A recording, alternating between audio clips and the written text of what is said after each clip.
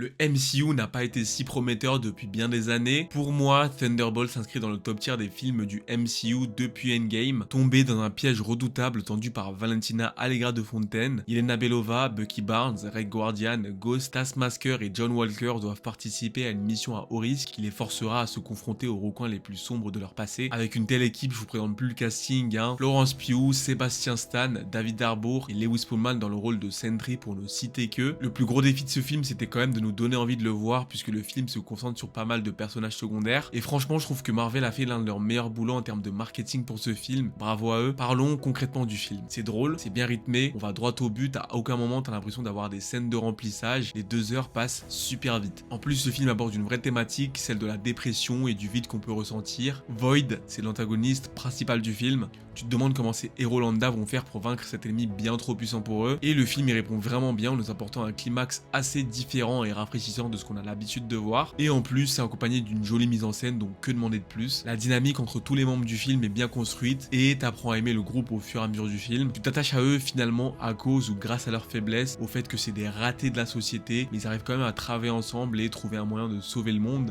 Thunderbolts m'a franchement rappelé la bonne vieille époque du MCU dans le début des années 2010 et je pense personnellement que c'est un défi réussi pour Marvel. Allez voir ce film, note finale 8,5 sur 10. A plus sur le dôme.